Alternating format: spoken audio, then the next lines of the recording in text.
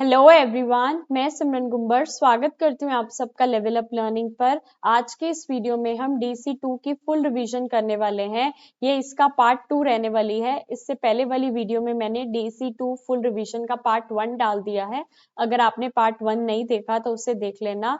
उसके अंदर भी मैंने 101 क्वेश्चंस करवाए थे। आज भी मैं 101 क्वेश्चंस कराऊंगी क्योंकि 101 हमारे लिए लकी नंबर है ना, जैसे शगन का लिफाफा डलता है ना, बिल्कुल वैसे ही। अगर आप इंग्लिश मीडियम के स्टूडेंट हो, हिंदी मीडियम के स्टूडेंट हो या ओडिया मीडियम के स्टूडेंट हो, सबके लिए ये क्लास यूजफुल रहने वालेगी रहेगी। और आप अपना DC1 का पेपर देकर आ गए हो तो आपको पता ही है, मेरे पास ढेर सारे रिव्यूज आ गए हैं कि मैम जैसा आपने पढ़ाया था, जिस हिसाब के क्वेश्चंस आपने करवाए थे वैसे ही आए थे। तो अब बारी है DC2 की। पहला क्वेश्चन क्या कहता है, बिना किसी देरी के बढ़ते हैं क्वेश्चन की तरफ। Anaemia is a nutritional disorder most commonly seen among. Anaemia एक पोषक विकार है जो मुख्यतः डैश में पाया जाता है। किसमें? पुरुषों में, महिलाओं और बच्चों में, वृद्ध लोगों में या खिलाड़ी में? ये महिलाओं और बच्चों में पाया जाता है, तो इसका बी ऑप्शन है। Second question, the main nutrient deficiency responsible for anaemia is. Anaemia के लिए मुख्य रूप से कौन सी पोषक तत्व की कमी जिम्मेदार है? आयरन। आयरन आयरन की कमी से अनीमिया होता है। ठीक है, अभी तक तो आपको पता चल ही चुका होगा। 100 MCQs आएंगे आपके पेपर में, जिसमें से आपको मिनिमम 35 MCQ सही करके आने हैं, तभी आप पास होगे। कोई नेगेटिव मार्किंग नहीं है, तो कोई भी क्वेश्चन छोड़ना मत। और सारी फ्री वीडियोस देखने के लिए ये है हमारा YouTube channel Level Up Learning Simran के नाम से। इसको जरूर जरूर सब्सक्राइब कर लेना। अगर आप इसके वीडियोस के सेक्शन पर जाते हो तो यहाँ पर मैंने देख लो DC1 full syllabus, 2 full syllabus डाला हुआ है, सारी चीजें समझाई हुई है, बताई हुई है, तो इसे जरूर जरूर सब्सक्राइब कर लेना।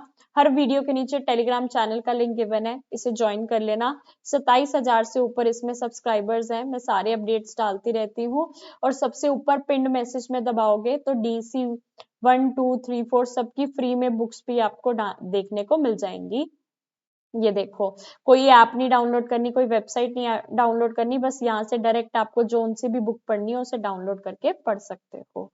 ठीक है जी, अब हम आ जाते हैं सीधा हमारे क्वेश्चंस की तरफ बिना किसी देरी के। क्वेश्चन नंबर 2 हो गया। Question number 3, the haemoglobin level considered normal for a healthy adult female is above dash gram slash 100 millilitre. एक स्वस्थ वयस्क महिला के लिए सामान्य हीमोग्लोबिन स्तर डैश ग्राम 100 मिली से अधिक होता है। किससे? 12 ग्राम से अधिक होता है। 12 ग्राम से अधिक होता है। क्या याद रखना है? हीमोग्लोबिन लेवल एक हेल्दी अडल्ट फीमेल का कितना होना चाहिए? 12 ग्राम से ऊपर होना चाहिए। ठीक है जी, मैं आपको जिस तरीके से क्वेश्चंस करवाती हूँ, आपको एक ही क्वेश्चन में मैं 3-3 4-4 चीजें समझा देती हूँ। उन 3-4 चीजों में से कोई भी क्वेश्चन बन के आ सकता है, तो इन क्वेश्चंस को आपको बहुत ही अच्छे से समझना है। Question number 4, iron loss in women occurs naturally every month due to. महिलाओं में हर महीने स्वाभाविक रूप से आयरन की कमी डैश के कारण होती है। मेंस्ट्रुअल ब्लीडिंग, मासिक धर्म की वजह से वो जो ब्लड निकल जाता है उसकी वजह से आयरन की कमी होती है। The national nutritional anaemia control programme started in India in. राष्ट्रीय पोषण अनीमिया नियंत्रण कार्यक्रम भारत में डैश में प्रारंभ हुआ। किसमें? 1970 में प्रारंभ हुआ। मैं आपको फिर से बता रही हूँ, DC1 में बहुत सी ऐसी चीजें थी जिसमें आपको समझना पड़ता था, लेकिन DC2 बेसिक साइंस से रिलेटेड है, साइंस की टर्म्स है, डॉक्टरी वाली टर्म्स है, तो इसमें आपको और कुछ नहीं समझ आया तो आपको इसको रट्टा ही मारना पड़ेगा। कुछ चीजों को रट लो, दिमाग में फिट कर लो। ठीक है जी। और अगर आप चाहते हो, जैसे आपने हमारे MCQs पे बहुत ही अच्छा रिस्पॉन्स दिया है और DC1 का पेपर आप देकर आए हो, तो आपको पता ही है वैसे का वैसा ही पेपर था जैसा मैंने पढ़ाया था, क्योंकि जो हम पढ़ाते हैं वही आपको पेपर में देखने को मिलता है। अगर आप DEC के MCQs लेना चाहते हो, इंग्लिश मीडियम, हिंदी मीडियम या ओडिया मीडियम, हर यूनिट के आपको बहुत सारे क्वेश्चंस मिलेंगे, पूरा का पूरा सिलेबस कवर्ड होगा। एक DC1 100 रुपीज, 2 भी 100 रुपीज, 3 भी 100 रुपीज, तीनों के लोगे तो आपको 300 में मिल जाएंगे। 300 में आपको तीनों सब्जेक्ट्स के एमसीक्यूज मिल जाएंगे। कहाँ से मिलेंगे? ये लेवल अप लर्निंग का कॉन्टेक्ट नंबर आपको शो हो रहा है, इसके व्हाट्सएप पे मैसेज कर देना। मैम ये तो प्रैक्टिस के लिए हो गए, हमें तो थ्योरी भी समझनी है, तो इंपॉर्टेंट क्वेश्चन आंसर या आप इंग्लिश मीडियम या हिंदी मीडियम में ले सकते हो। पर सब्जेक्ट 100 रुपीज, तीनों सब्जेक्ट 300 में है। अगर आप ये दोनों चीजें लेना चाहते हो, इंपॉर्टेंट क्वेश्चन आंसर्स और एमसीक्यू दोनों लेना चाहते हो, तो कॉम्बो आपको 550 में मिल जाएगा। अगर आप हमसे पहले इंपॉर्टेंट क्वेश्चन आंसर ले चुके हो और अब एमसीक्यू लेना चाहते हो, तो वो 250 में मिल जाएंगे। सिर्फ और सिर्फ लेवल अप लर्निंग का यही कॉन्टेक्ट नंबर है, इसके व्हाट्सएप पे मैसेज कर देना, जो भी लेना होगा डिटेल्स आ जाएंगी। ठीक है जी। बाकी अगर आपको कोई असाइनमेंट प्रोजेक्ट लेना है, उसकी सारी डिटेल्स गिवन है, या फिर अभी कोई न्यू सेशन का बच्चा है तो लेटेस्ट असाइनमेंट प्रोजेक्ट सब कुछ आपको हमसे मिल जाएगा। ये डिटेल्स शो हो रही हैं। कॉम्बो पैकेज लोगे, सारी चीजें लोगे तो डिस्काउंट भी मिल जाएगा। प्रोजेक्ट में वीडियोस बनानी होती है, अगर आप वीडियो नहीं बना पा रहे तो उसका जुगाड़ भी है हमारे पास। और प्रोजेक्ट के साथ हम आपको ब्लैंक एंड एक्स्ट्रास देते हैं, उन्हें भरना कैसे है, सबमिट कैसे करना है, वीडियो कैसे बनानी है, सब कुछ बताते ही हैं। बिना किसी देरी के चलते हैं अपने नेक्स्ट क्वेश्चन की तरफ, जो कि है क्या 6। Iodine is required for the formation of dash hormone. Iodine dash hormone के निर्माण के लिए आवश्यक है, किसके? थाइरोक्सिन। आयोडीन किसके लिए जरूरी है? Thyroxine, thyroxine, thyroxine. Iodine is required for the formation of thyroxine hormone. ठीक है जी, आगे बढ़ते हैं। Goitre is caused by deficiency of. गलकंड रोग डैश की कमी से होता है, किसकी? आयोडीन। आयोडीन की कमी से गलकंड रोग होता है, गोइटर रोग होता है। Ariboflavinosis is caused due to deficiency of which vitamin? Ariboflavinosis किस विटामिन की कमी से होता है? Vitamin B2। विटामिन B2, सिर्फ विटामिन नहीं लिख देना, जहां विटामिन B2 है उसको टिक करके आना। The main symptom of ariboflavinosis seen in children is. बच्चों में एरिबोफ्लिनोसिस का मुख्य लक्षण है क्या? मुंह के कोनों पर दरारें, मुंह के कोनों पर दरारें, angular stomatitis, angular stomatitis. Again science term है, डॉक्टरी से रिलेटेड है, चाहकर भी कुछ नहीं कर सकते, लर्न ही करना पड़ेगा। Pellagra occurs due to deficiency of. Pellagra dash की कमी से होता है, किसकी? नियासिन। नियासिन की कमी से पेलग्रा होता है, याद कर लेना, ये चीजें आपको पेपर में देखने को मिलेंगी। आगे बढ़ते हैं नेक्स्ट क्वेश्चन की तरफ। The 3 main symptoms of pellagra are. Pellagra के 3 मुख्य लक्षण है क्या? त्वचा का रोग, दस्त और मानसिक विकार। Dermatitis, diarrhoea and डेमेनिटिया। त्वचा का रोग, दस्त और मानसिक विकार। ठीक है, मेन सिम्टम्स है पेलग्रा के। Beri is cause due to deficiency of. Beri dash की कमी से होता है, किसकी? विटामिन B1 की कैटेगरी है ना। अब आपको क्या चीजें याद रखना है? विटामिन B1 की कमी से बेरी होता है, विटामिन B2 की कैटेगरी डेफिशिएंसी एरिबोफ्लेविनोसिस होता है। तो ये सब चीजें आपको याद रखनी है।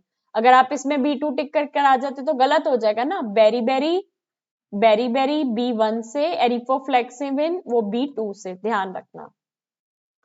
The richest source of vitamin C in Indian diet is. भारतीय आहार में विटामिन सी का सबसे अच्छा स्रोत डैश है क्या?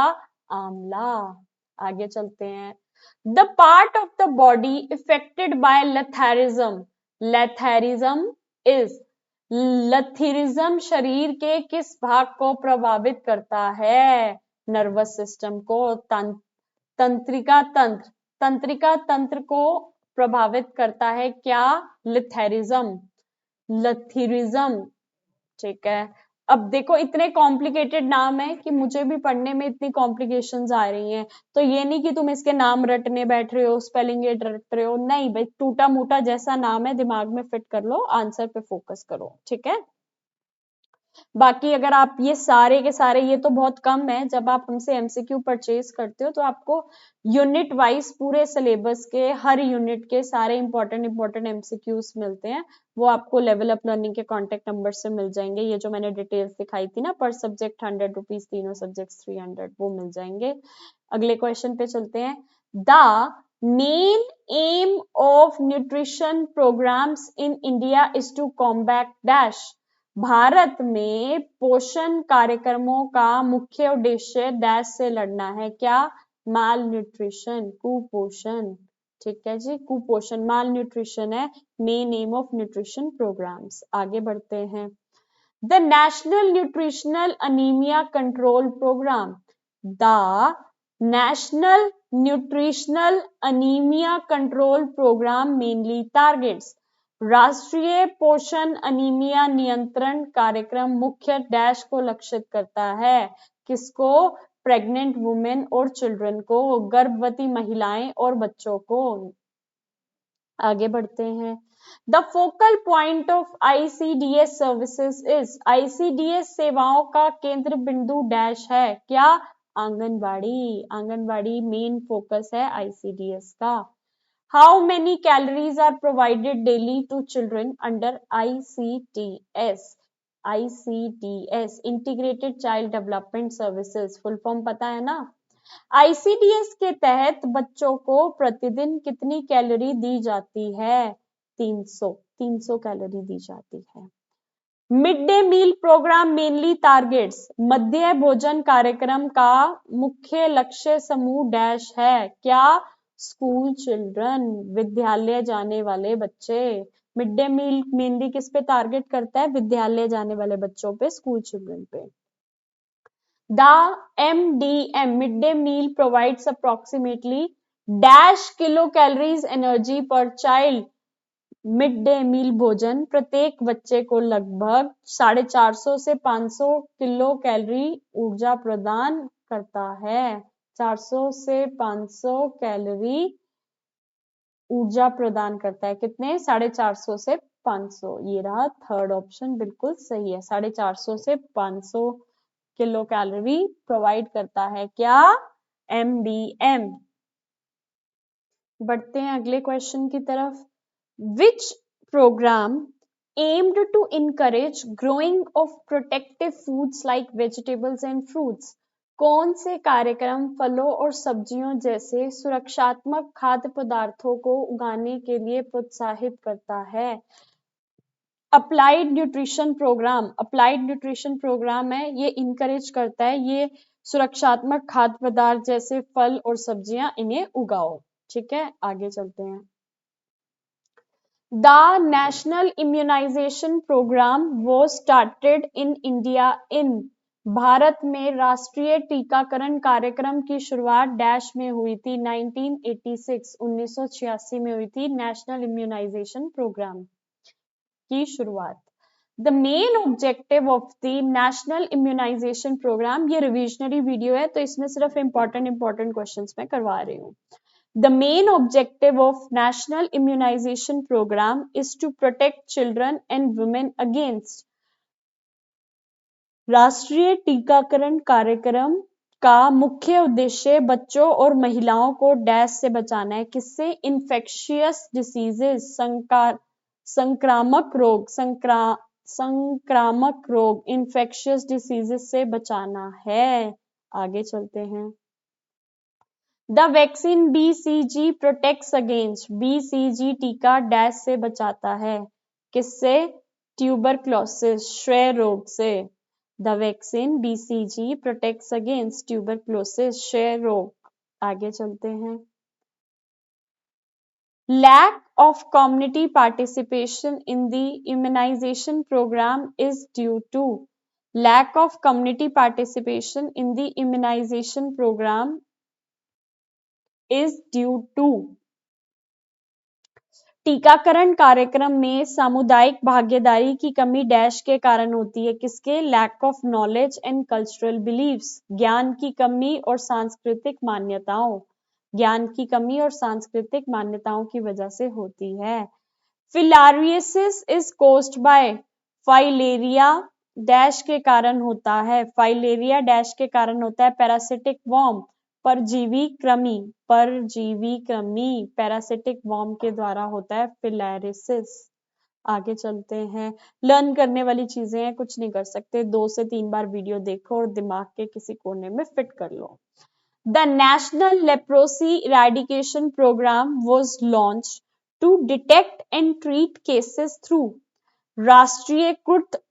राष्ट्रीयकृत उन्मूलन कार्यक्रम का उद्देश्य डैश के माध्यम से मामलों का पता लगाना और इलाज करना है। क्या?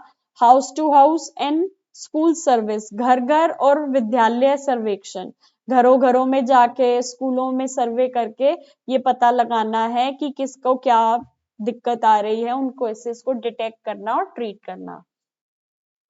The National Program for Control of Blindness mainly aims to prevent blindness due to अंधता नियंत्रण कार्यक्रम का मुख्य उद्देश्य डैश से होने वाली अंधता को रोकना है। क्या? कैटरेक्ट, मोतियाबिंद। The National Program for Control of Blindness mainly aims to prevent blindness due to cataract, मोतियाबिंद, ठीक है, मोतियाबिंद, इसको रोकने के लिए। आगे, the national AIDS control programme was initiated in the year dash, राष्ट्रीय एड्स नियंत्रण कार्यक्रम की शुरुआत डैश में की गई थी, किसमें? 1986 में, 1986 में। लो वेट फॉर एज इंडिकेट्स, आयु के अनुसार कम वजन डैश को दर्शाता है, किसको? अंडर वेट, कम वजन, कि बच्चे का वजन कम है, वो अंडर वेट है।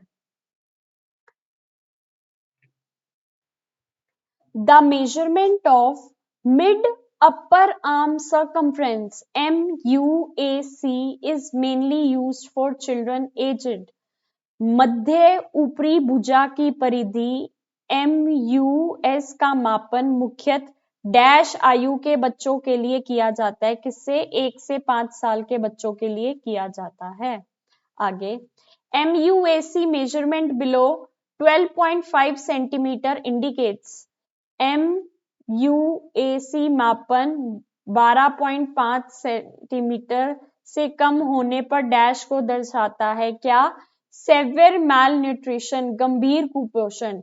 MUAC क्या कहते हैं कि ये बच्चे की ना न्यूट्रिशनल स्टेटस को मापने के लिए एक तरीका है कि इस सेंटीमीटर से नीचे आता है तो इस कैटेगरी में फॉल कर रहा है, इस सेंटीमीटर से नीचे आता है तो इस कैटेगरी में फॉल कर रहा है। तो आपको ये चीजें लर्न करनी है, पेपर में क्वेश्चन आएगा, टिक करके आगे बढ़ जाना है बस। अगर मेजरमेंट 12.5 सेंटीमीटर से कम आ रही है तो बच्चा सेवियर मैल न्यूट्रिशन है, गंभीर कुपोषण है, बस। A child with low height for age, a child with low height for age is said to be suffering from, आयु के अनुसार कम ऊंचाई वाला बच्चा डैश से पीड़ित माना जाता है, कम ऊंचाई वाला बच्चा स्टंटिंग, ठिगनापन से दर्शाया जाता है। ठीक है जी, आगे चलते हैं। Biochemical assessment involves analysis of dash, जैव रासायनिक मूल्यांकन में डैश का विश्लेषण शामिल होता है, किसका? Nutrient level in body fluids, nutrient levels in body fluids, शरीर के तरल पदार्थों में पोषक तत्वों के स्तर, शरीर में तरल पदार्थों के पोषक तत्वों का स्तर बायोकेमिकल असेसमेंट इन्वॉल्व करता है।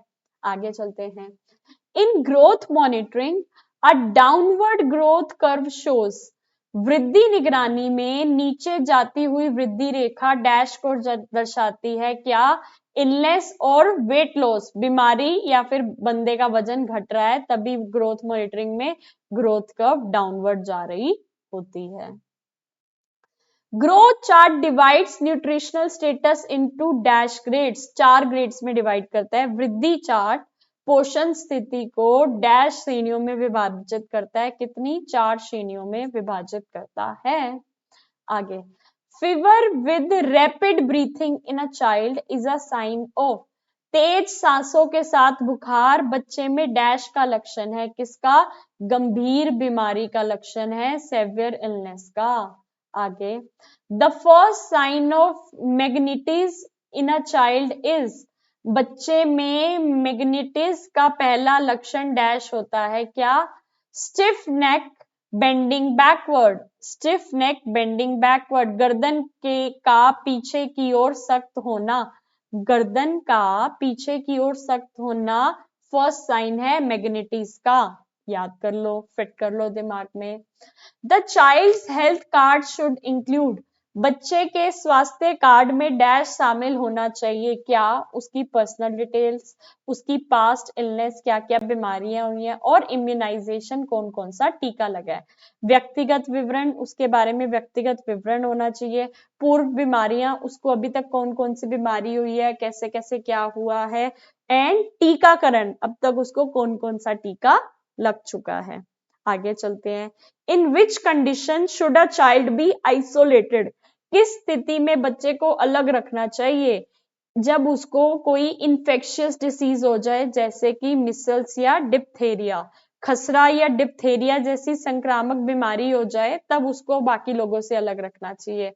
हल्के जुकाम में ये नहीं तुमने उसको अलग कर दिया, नहीं, सिर दर्द में भी नहीं, कमजोरी में भी नहीं, जब इंफेक्शियस डिसीज हो, जबकि आपको डर रहे कि एक दूसरे को फैल सकती है वो।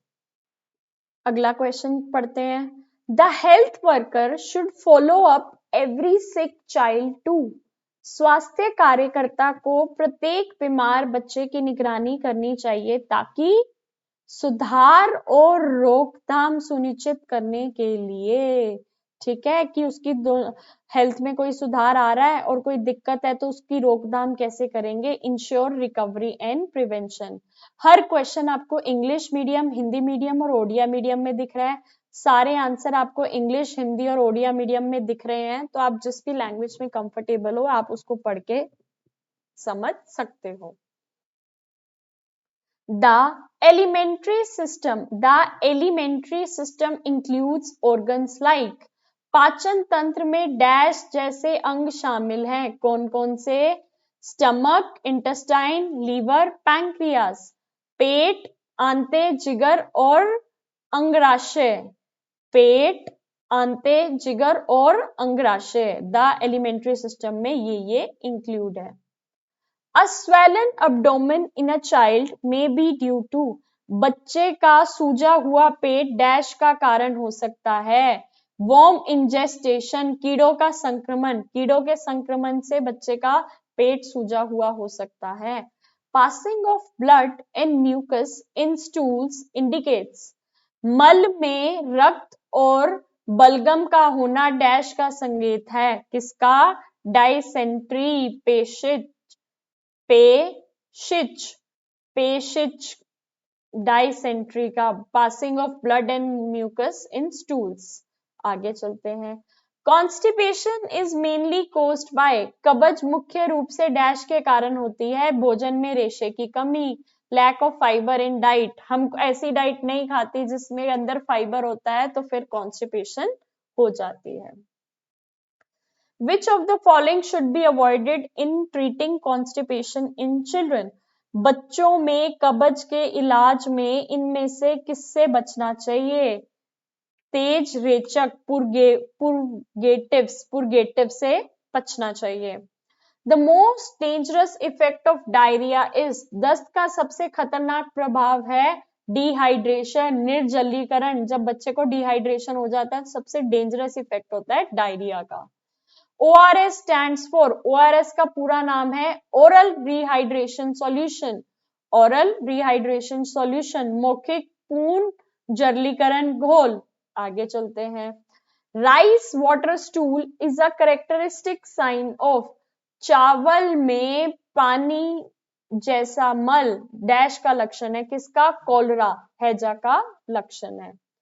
Blood and mucus in stool with pain during defecation is seen in, मल त्याग के समय दर्द के साथ रक्त और बलगम का आना डैश में देखा जाता है, किसमें? डायसेंट्री पेशिच में देखा जाता है। मैं फिर से बता रही हूँ, साइंस की टर्म्स हैं, डॉक्टर वाली टर्म्स हैं, डिसीजेस हैं, चाहकर भी आप कुछ नहीं समझ सकते, बस आप इसको लर्न ही कर सकते हो, थोड़ा सा समझ सकते हो। आपको पूरी डिटेल कहानी बना के समझाओ तो इनमें कोई कहानी बन ही नहीं सकती, जो डायरेक्ट नाम है उसी को आपको याद करना पड़ेगा। आगे बढ़ते हैं नेक्स्ट क्वेश्चन की तरफ। The early symptom of typhoid is, typhoid का प्रारंभिक लक्षण डैश है क्या? Low grade fever for more than 5 days, 5 दिन से अधिक हल्का बुखार अर्ली सिम्टम है टाइफाइड का। आगे चलते हैं। Worm infestation is mostly caused by, कीड़ों का संक्रमण मुख्य डैश से होता है? कंटामिनेटेड फूड एंड वाटर, दूषित भोजन और पानी, दूषित भोजन और पानी से वर्म इन्फेस्टेशन होता है। द रेस्पिरेटरी सिस्टम इंक्लूड्स, श्वसन तंत्र में डैश शामिल है? Nose, throat, bronchi and lungs, नाक, गला, ब्रोंक्स एंड फेफड़े रेस्पिरेटरी सिस्टम में इंक्लूड है, श्वसन तंत्र में इंक्लूडेड है। आगे, Which of the following is a part of the lower respiratory tract? निम्नलिखित में से कौन सा निचले श्वसन तंत्र का भाग है? ट्रैकिया, जो कि है श्वानली, श्वास नली, बेसिकली इसको कहते हैं श्वास नली, ट्रैकिया, ये लोअर रेस्पिरेटरी ट्रैक का पार्ट है। Upper respiratory tract infections affect, ऊपरी श्वसन तंत्र का संक्रमण डैश को प्रभावित करता है, किसको? नोज, फेरेंक्स और लैरिंक्स, नाक, गला और स्वर यंत्र। अपर रेस्पिरेटरी इन्फेक्शन किस किस को इफेक्ट करते हैं? नोज को, फेरेंक्स को और लैरिंक्स को। ठीक है जी। Bluish discolouration of the skin due to lack of oxygen is called, oxygen की कमी के कारण त्वचा का नीला पड़ना डैश कहलाता है क्या? काइनोसिस, साइनोसिस, साइनोसिस कहलाता है। आगे, the normal breathing rate in children is around dash breaths per minute, बच्चों में सामान्य श्वसन दर लगभग 25 सांस प्रति मिनट होती है। कितने? 25 सांस प्रति मिनट होती है, 25। ठीक है, आगे चलते हैं।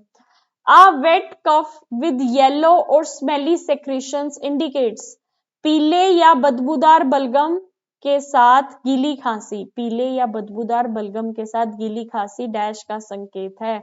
लोअर रेस्पिरेटरी इन्फेक्शन, निचला श्वसन संक्रमण। आगे, स्टीम इनहेलेशन हेल्प्स इन, भाप लेना डैश में सहायक होता है? Reducing mucus and opening air passages, बलगम कम करने और श्वास मार्ग खोलने में मदद करता है भाप लेना। आगे चलते हैं। निमोनिया का संक्रमण है, pneumonia is an infection of the lungs, फेफड़ों की इन्फेक्शन है ना निमोनिया। बढ़ते हैं अगले क्वेश्चन की तरफ। मुझे पता है थोड़ा सा बोरिंग सब्जेक्ट है लेकिन टफ भी है, तो क्या करना है, इस वीडियो को कम से कम 2 से 3 बार जरूर की जरूर देख कर जाना है, क्योंकि लर्न करने वाली चीजें हैं, जितनी ज्यादा बार देखोगे तभी लर्न हो पाएंगी। बाकी एमसीक्यूज लेने हैं तो 300 के तीनों सब्जेक्ट्स के मिल जाएंगे, एक सब्जेक्ट का 100 रुपीज का मिलेगा। और कोई असाइनमेंट लेना है, प्रोजेक्ट लेना है, ठीक है, प्रोजेक्ट के लिए वीडियोस नहीं बना पा रहे, उसका जुगाड़ पूछना है, जो भी चीजें हैं, हमारा लेवल अप लर्निंग का कांटेक्ट नंबर ये है, इसके व्हाट्सएप पे मैसेज कर देना, इस सेशन के स्टूडेंट हो और आप ये लेना चाहते हो, डिटेल्स आपके पास आ जाएंगी। बाकी आपने हमारा YouTube channel Level Up Learning Simran के नाम से है, इसको सब्सक्राइब कर ही रखा होगा, क्योंकि जैसे मैंने तैयारी करवाई है वैसे ही पेपर आ रहे हैं, तो तुम्हारा फर्ज बनता है सब्सक्राइब करके रखना। आगे, thrush is a fungal infection characterised by, thrush एक फंगल संक्रमण है जिसकी पहचान डैश से होती है, किससे? White coating on tongue and mouth, जीभ और मुंह पर सफेद परत, white coating on tongue and mouth, जीभ पर और मुंह पर सफेद परत। ठीक है जी, आगे चलते हैं। Pain on swallowing is usually due to, निगलने में दर्द आमतौर पर डैश के कारण होता है, किसमें? सोर थ्रोट और इनलार्ज टॉन्सिल्स, गले में खराश या सूजे टॉन्सिल की वजह से, गले में खराश या सूजे टॉन्सिल की वजह से पेन होता है स्वेलिंग में। आगे चलते हैं। A sore throat in children must be treated quickly because it may lead to बच्चों में गले की खराश का तुरंत इलाज आवश्यक है। बच्चों में गले की खराश का तुरंत इलाज आवश्यक है क्योंकि यह डैश का कारण बन सकता है। किसकी? हार्ट और जॉइंट प्रॉब्लम्स, हृदय और जोड़ों की समस्या बन सकता है। आगे चलते हैं। Measles can cause small white ulcers in the mouth known as खसरे में मुंह के अंदर छोटे सफेद छाले बनते हैं जिन्हें डैश कहा जाता है। खसरे में मुंह के अंदर छोटे सफेद छाले बनते हैं जिन्हें क्या कहा जाता है? Koplik spot. कॉप्लिक स्पॉट फिर से याद करने वाली बातें हैं। Ulcers in the mouth due to vitamin deficiency can be treated by giving dash vitamin की कमी से बने मुंह के छाले का इलाज डैश से किया जा सकता है। क्या? Vitamin B complex supplements. Vitamin B complex की गोलियों से ट्रीट किया जा सकता है जो कि अल्सर्स बनते हैं मुंह में विटामिन की कमी से। विटामिन बी कॉम्प्लेक्स सप्लीमेंट्स दोगे तो ठीक हो सकते हैं। आगे चलते हैं। The white part of the I is called आंख का सफेद भाग डैश कहलाता है। क्या? स्क्लेरा। स्क्लेरा। स्क्लेरा कहलाता है हमारा आई का जो वाइट पार्ट होता है। आगे चलते हैं। The thin layer covering the sclera is known as sclera को ढकने वाली पतली परत को डैश कहा जाता है। क्या कहा जाता है? कंजक्टिवा। कंजक्टिवा कहा जाता है थिन लेयर जो कि स्क्लेरा को ढकती है, व्हाइट पार्ट को ढकती है। The black part of the I is called आंख का काला भाग आइरिस कहलाता है। क्या कहलाता है? आइरिस कहलाता है। Sticky yellow discharge from eyes indicates dash आंखों से पीला चिपचिपा श्वास डैश का संकेत है। कंजक्टिविटीज। कंजक्टिविटीज का संकेत है क्या? स्टिकी येलो डिस्चार्ज जो कि हमारी आंखों से आता है, कंजक्टिविटीज को इंडिकेट करता है। Stye is caused by infection of the फुंसी डैश के संक्रमण से होती है। किसकी? आईलैश रूट, पलकों के बाल। पलकों के बाल की जड़, पलकों के बाल की जड़ की वजह से स्टाई होती है। बढ़ते हैं नेक्स्ट क्वेश्चन की तरफ। Short site is also called निकट दृष्टि दोष को डैश भी कहा जाता है। क्या? मायोपिया। ठीक है जी, जिसको पास का थोड़ा सा धुंधला दिखता है, निकट दृष्टि दोष, उसको मायोपिया कहते हैं। Short site can be corrected using dash lenses निकट दृष्टि दोष का सुधार डैश लेंसेज से किया जा सकता है। कौन से? कॉनकेव लेंसेज, अवतल लेंसेज से शॉर्ट साइट जो जिनको प्रॉब्लम होती है उसको करेक्ट किया जा सकता है। आगे बढ़ते हैं। The skin protects the body by त्वचा शरीर की रक्षा डैश से करती है। त्वचा शरीर की रक्षा डैश से करती है। किससे? Preventing entry of harmful organisms हानिकारक जीवों के परिवेश को रोककर, हानिकारक जीवों के प्रवेश को रोककर preventing entry of harmful organisms हमारी स्किन प्रोटेक्ट करती है। आगे, which of the following is the most common skin infection in children बच्चों में सबसे आम त्वचा संक्रमण कौन सा है? स्केबीज, खुजली सबसे कॉमन स्किन इन्फेक्शन है जो हर जगह बच्चों में होती है। Which symptom is not present in leprosy कुष्ठ रोग में कौन सा लक्षण नहीं होता? इचिंग, खुजली नहीं होती। ठीक है जी। लेप्रोसी में पेल पैच, पीला धब्बा भी होता है, संवेदना का अभाव, लॉस ऑफ सेंसेशन भी होती है, नंबनेस भी होती है, लेकिन इचिंग नहीं होते। आगे बढ़ते हैं। Which condition causes red itchy lesions between fingers and armpits उंगलियों और बगल में लाल खुजलीदार दाने किस बीमारी से होते हैं? स्केबीज से होते हैं, खुजली से होते हैं। Ringworm is caused by ringworm dash के कारण होता है। किसके? फंगस, फंगल संक्रमण के द्वारा होते हैं। herpes zoster is caused by the same virus as herpes zoster is caused by the same virus as herpes zoster dash के समान वायरस से होता है, कौन से? चिकन पॉक्स, चेचक, ठीक है, जिससे चेचक चिकन पॉक्स होता है ना, herpes zoster भी उसी से होता है। The part of the ear that helps maintain body balance is the dash. शरीर का संतुलन बनाए रखने में सहायता करने वाला कान का भाग डैश है। सेमी सर्कुलर कैनल्स, अर्ध वृत्ताकार नलिकाएं, अर्धवृत्ताकार नलिकाएं, अर्धवृत्ताकार नलिकाएं, सेमी सर्कुलर कैनल्स। आगे चलते हैं। Infection of the middle ear is known as, मध्य कान के संक्रमण को डैश कहा जाता है। Otitis media, otitis media, otitis media, ठीक है जी। आगे चलते हैं। Hard wax in the ear causes dash, कान में जमी कठोर मैल डैश का कारण बनती है। ईयरएक एंड माइल्ड डेफनेस, कान दर्द और हल्का बहरापन। जो कान में जमी कठोर मैल होती है ना, इससे कान में दर्द होता है और हल्का बहरापन होता है। Pus discharge from the ear occurs due to, कान में मवाद निकलना डैश का कारण होता है। Perforation of the eardrum, कान के पर्दे के फटने से, कान के पर्दे के फटने से कान से मवाद निकलना होता है, ठीक है जी। The normal body temperature is dash, शरीर का सामान्य तापमान 37 डिग्री सेल्सियस होता है, ठीक है। Fever with jaundice is caused bye, पीलिया के साथ बुखार डैश के कारण होता है, किसके? इन्फेक्टिव हेपाटाइटिस, संक्रमण से हेपाटिस, इन्फेक्टिव हेपाटिस के कारण फीवर होता है with jaundice. Fever with stiffness of the body indicates, शरीर में जकड़ने के साथ बुखार का संकेत है, क्या? टेटनस। अगर शरीर में बुखार के साथ जकड़न हो रही है तो वो टेटनस की बीमारी है। Fever with severe headache and vomiting could be, तेज सिरदर्द और उल्टी के साथ बुखार डैश हो सकता है, क्या? मेनिंगिटिस, मेनिंजाइटिस बीमारियों का नाम है, ऐसा ही रटना पड़ेगा।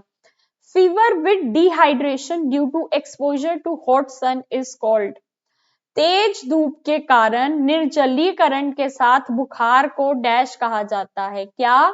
Sunstroke. Fever with dehydration due to exposure to hot sun is called, तेज धूप के कारण निर्जलीकरण के साथ बुखार को सनस्ट्रोक कहा जाता है। आगे बढ़ते हैं। The drug of choice in the treatment of malaria is, malaria के इलाज में प्रयोग की जाने वाली प्रमुख दवा क्या है? क्लोरोक्विन, क्लोरोक्विन, क्लोरोक्विन है जो कि मलेरिया के ट्रीटमेंट में मदद करती है। Swelling on either side of the face is commonly due to, चेहरे के दोनों ओर सूजन या किसी एक साइड सूजन आमतौर पर डैश के कारण होती है, किसके? गलसुआ के कारण, मम्स के कारण होती है। आगे, swelling of the eyelid is usually because of uh, पलक की सूजन आमतौर पर डैश के कारण होती है, किसके? फुंसी, स्टाई, स्टाई के कारण होती है swelling of the eyelid. Swelling under the eyes seen in the morning indicates, सुबह के समय आंखों के नीचे सूजन डैश को दर्शाती है, किसको? किडनी डिसीज को, गुर्दे की बीमारी को दर्शाती है। आगे चलते हैं। Enlarged lymph glands in the neck are usually due to, गर्दन की सूजी हुई लिम्ब ग्रंथियां आमतौर पर डैश के कारण होती हैं, किसके? ट्यूबरक्लोसिस, तपेदिक के कारण होती हैं। आगे चलते हैं। Goitre is caused due to deficiency of iodine, किसकी डेफिशिएंसी की वजह से होता है? गेगा डैश की कमी से होता है, आयोडीन की। A swelling that enlarges while coughing is a sign of, खांसते समय बढ़ने वाली सूजन डैश का संकेत है, किसका? Hernia, hernia. आगे, red itchy lumps over the body due to allergy are called, allergy के कारण शरीर पर लाल खुजलीदार दाने डैश कहलाते हैं, एलर्जी के कारण शरीर पर लाल खुजलीदार दाने अर्टिकेरिया, अर्टिकेरिया कहलाते हैं। ठीक है जी। फर्स्ट एड मीन्स प्राथमिक उपचार का अर्थ है immediate help before medical aid, चिकित्सीय सहायता से पहले तत्काल सहायता, चिकित्सीय सहायता से पहले तत्काल सहायता। फर्स्ट एड का ये मतलब नहीं है कि पूरी मेडिकल ट्रीटमेंट मिल रही है, रूटीन केयर हो रही है नर्सिंग। ये है कि कोई जब तक हमारा डॉक्टर नहीं आ जाता या हम जब बच्चे को डॉक्टर के पास नहीं ले जाते उससे पहले एक इमीडिएट हेल्प हम दे दें, उसको हम कहते हैं first aid. Burns caused by hot water or fire should be treated first by, गर्म पानी या आग से जलने पर सबसे पहले क्या करना चाहिए, ठंडे पानी में डिबो देना चाहिए, इमर्स इन कोल्ड वाटर। ठीक है जी। If a child has a fracture you should, अगर बच्चे की हड्डी टूट गई है तो आपको क्या करना चाहिए, keep the limb still and take to hospital, अंग को स्थिर रखकर अस्पताल ले जाना है। ठीक है जी, आगे बढ़ते हैं। A child should not be made to vomit after swelling poison because, a child should not be made to vomit after swallowing poison because, विष पीने के बाद बच्चे को उल्टी नहीं करानी चाहिए क्योंकि it causes more tissue damage, इससे और नुकसान होता है और टिश्यू खराब होते हैं। आज का 100वां question, a child bitten by a dog should be given dash immediately, कुत्ते से काटने पर बच्चे को तुरंत डैश देना चाहिए, क्या, anti rabies vaccine, anti rabies vaccine. हम 100 नहीं, हम 101 क्वेश्चन करते हैं शगुन का, है ना। तो आ जाओ आज के लास्ट क्वेश्चन पे। Electric shock is dangerous because it can cause, बिजली का झटका खतरनाक होता है क्योंकि ये डैश कर सकता है, क्या, इंस्टेंट डेथ, तत्काल मृत्यु हो सकती है इलेक्ट्रिक शॉक से। इसके साथ साथ DECE 2 का फुल रिवीजन हो गया, पहले पार्ट 1 था अब पार्ट 2 भी हो गया, पहले भी 101 क्वेश्चन करे थे अब भी 101 कर दिए हैं, तो आप मान लो 202 क्वेश्चंस मोस्ट इंपॉर्टेंट वाले आपने कर लिए हैं। बाकी सारे के सारे चैप्टर्स की PDF लेना चाहो MCQs की पर सब्जेक्ट 100 रुपीज की आपको मिल जाएगी। ये हमारा नंबर है लेवल अप लर्निंग का, इस नंबर पे व्हाट्सएप पे मैसेज कर देना, जो भी लेना है डिटेल्स आ जाएंगी। असाइनमेंट लेना है, एक असाइनमेंट 100 रुपीज, तीनों असाइनमेंट्स 300 के, सारे सेक्शन सॉल्व होंगे, section A, section B, section C, सारी चीजें समझाई गई होंगी, कैसे सबमिट करना है, क्या क्या लगाना है, सब बताया जाएगा। प्रोजेक्ट 900 में मिलेगा सॉल्व, और वीडियो कैसे बनानी है, ब्लैंक एंड एक्स्ट्रास मिलेंगे, सबमिट कैसे करना है सब बताया जाएगा, वो 900 का। MCQ मैंने आपको बता दिए 300 के, और बेस को स्ट्रॉन्ग करने के लिए अगर इंपॉर्टेंट क्वेश्चन आंसर लेना चाहते हो वो भी 300 में ले सकते हो। लेवल अप लर्निंग का ये नंबर है व्हाट्सएप पे, इस पे मैसेज कर देना कि मैम मैं इस सेशन की स्टूडेंट हूँ और ये लेना चाहती हूँ, आपके पास सारी की सारी डिटेल्स आ जाएंगी। सबसे मोस्ट इंपॉर्टेंट थिंग ये है, लेवल अप लर्निंग सिमरन का यूट्यूब चैनल जरूर जरूर सब्सक्राइब कर लेना। अगर आप ये DC2 की वीडियो देख रहे हो तो मतलब आप DC1 का पेपर दे आए हो, तो आपको पता ही होगा जैसा मैंने पढ़ाया था डिट्टो वैसा ही पेपर आया है।